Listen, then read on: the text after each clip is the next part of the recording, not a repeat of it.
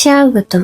আজকে আমি আপনাদেরকে দেখাবো চিকেন উইংস রান্না করার সহজ রেসিপি।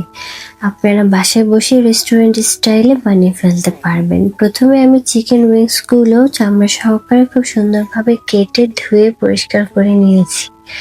এরপর এর মধ্যে আমি দিয়ে দেব একটু ওয়েস্টার সস। ওয়েস্টার সসটা দিলে এটা স্বাদটা বেড়ে যাবে এবং খেতে খুব মজা লাগবে। এরপর আমি এর মধ্যে দিয়ে দিচ্ছি সয়া সস। সয়া সসটা একটু লবণাত্মক, তাই লবণের পরিমাণটা একটু কম দিবেন। এরপর আমি দিয়ে দিব এর মধ্যে গোলমরিচের গুঁড়া।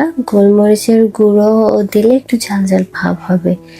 এরপর আমি দিয়ে দিচ্ছি 1 চামচ আদা বাটা। এরপর দেব 1 চামচ রসুন বাটা।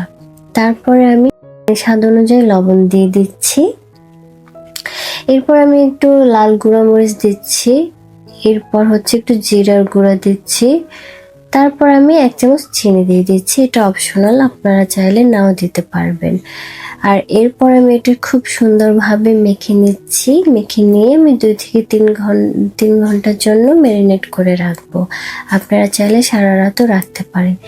এরপর আমি হচ্ছে একটি ডিম ভালো করে ফেটে নিব খুব সুন্দরভাবে। আর হচ্ছে যতটুকু পরিমাণ লাগবে ঠিক ততটুকু পরিমাণই দিতে হবে। বেশি দিলে ওটা অপচয় হয়ে যাবে, আসলে অপচয় করা তো ঠিক না। তো আমার এখানে অল্প পরিমাণ লাগবে, তাই আমি একটু অল্প পরিমাণে দিয়ে দিচ্ছি।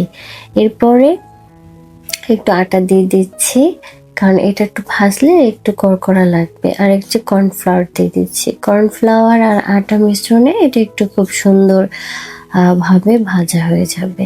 এইটা খুব ভালোভাবে মেখে নিতে হবে। মাখা শেষ হয়ে গেলে এটা হচ্ছে গরম তেলের মধ্যে দিয়ে ভেজে নিতে হবে। আপনারা আপনাদের স্বাদ অনুযায়ী ভেজে নেবেন।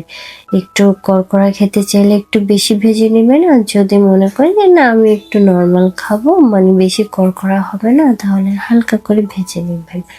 দেখুন আমার ভাজা হচ্ছে, আমি একটু কড়া করে ভেজে নিচ্ছি। যখন এটা লাল লাল হয়ে যাবে তখন এটা আমি তুলে ফেলবো। আমার এইটা প্রায় হয়ে আসছে।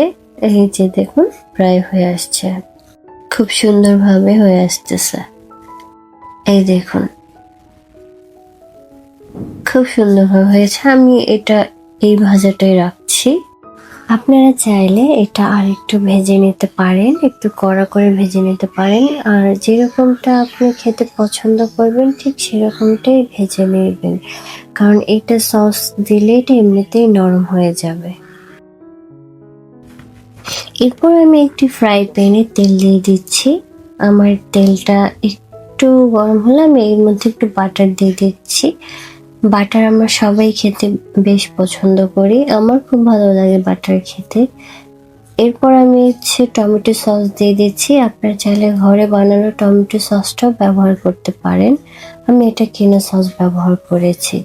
তারপরে এটা খুব সুন্দরভাবে একটু নেড়ে চেড়ে দিচ্ছি, ভালো করে মিক্সড করছি যেন খুব ভালোভাবে তেলের সাথে বাটারের সাথে এটা ভালো করে মিক্সড হয়ে যায়। এটা মিক্সড হয়ে গেলে আমি এর মধ্যে সেই ভেজে রাখা উইংসগুলো দিয়ে দিব। তার আগে আমি 1 চামচ চিনি দিয়ে দিচ্ছি আবারও, কারণ এটা খেতে খুব ভালো লাগবে, মিষ্টি মিষ্টি একটা ভাব আসবে। আপনারা চাইলে এটা নাও দিতে পারেন, চিনিটা অপশনাল, এটা আপনারা চাইলে এটা বাদ দিতে পারেন। তারপর আমি খুব ভালোভাবে সেই সসের সাথে উইংসগুলো খুব সুন্দরভাবে মিশিয়ে নিচ্ছি। এটা মিশিয়ে নেওয়া হয়ে গেলে আমরা এটা একটি প্লেটে সার্ভ করে নিব। আর সার্ভ করার পরে আপনি আপনার মন মতো করে সাজিয়ে নিতে পারেন। আমি হচ্ছে এর উপরে একটু তিল দিয়ে দিব। তিলটা আসলে স্বাস্থ্যের জন্য ভালো, আর তিলটা প্রচুর ক্যালসিয়াম। তো আমি এই যে আমার উইংস হয়ে গেছে, এর উপর আমি একটু তিল দিয়ে দিচ্ছি। যদি আমার ভিডিও ভালো লেগে থাকে তাহলে অবশ্যই সাবস্ক্রাইব করবেন, কমেন্ট করবেন, শেয়ার করবেন। আজকের মতো এখানেই বিদায় নিচ্ছি, দেখা হবে পরের ভিডিওতে। সে পর্যন্ত ভালো থাকবেন, সুস্থ থাকবেন। আল্লাহ হাফিজ।